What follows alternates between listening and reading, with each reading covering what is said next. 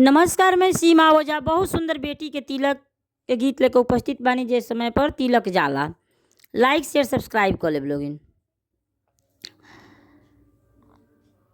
बटुला कहेला हम आगे आगे जाइब।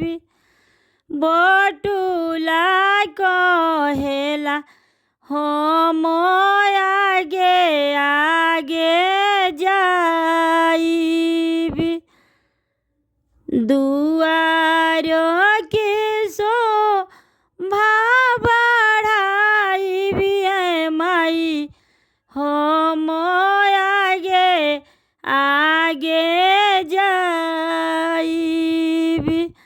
दुआर के शोभा बढ़ाइब माई हम आगे आगे जाइब।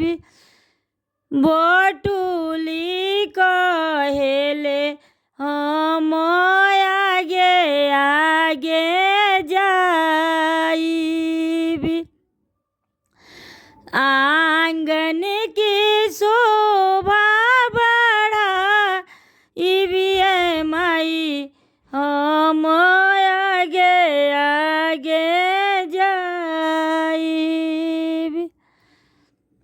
मोहर कहेला हम पीछे लागल जाइब।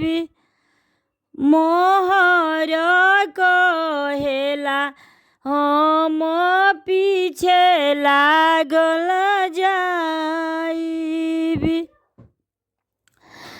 दुल्हा के अजूरी भराइब रे माई हम पीछे लागल जाइब।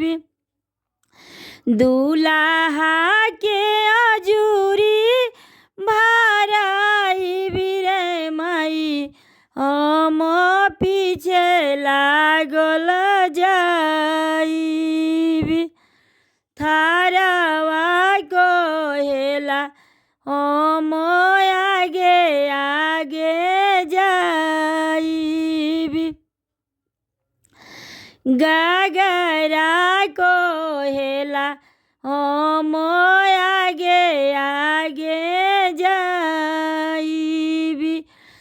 आंगना के शोभा बढ़ाइब रे माई हम आगे आगे जाइब।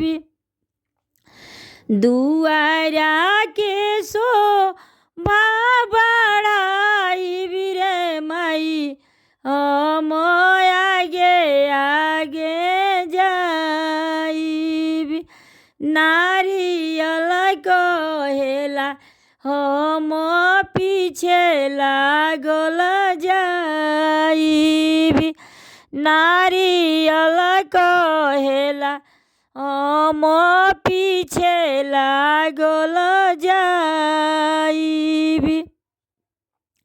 दुल्हा के अजूरी राखाइब रे माई हम पीछे लागल जाइब। दुल्हा के अजूरी धराइब रे माई हम पीछे लागल जाइब।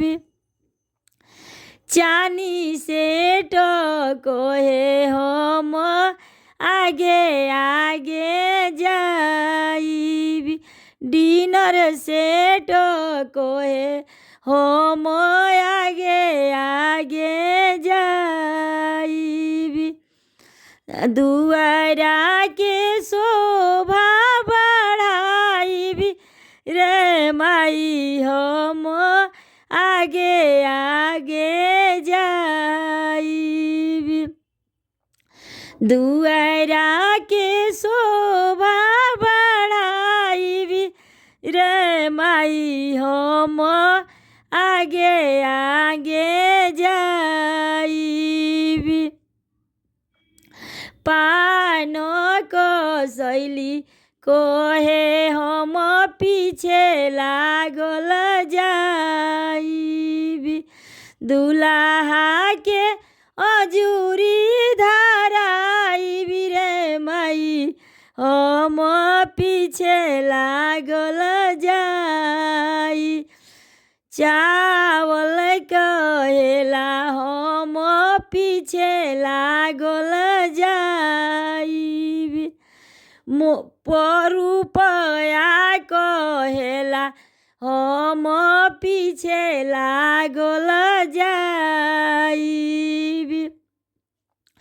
दुल्हा के अजूरी भराइबी रे माई हम पीछे लागल जाइबी। दुल्हा के अजूरी भराइबी रे माई हम पीछे लागल जाइबी। दुल्हा के अजूरी भराइबी रे माई हम पीछे लागल जाइबी।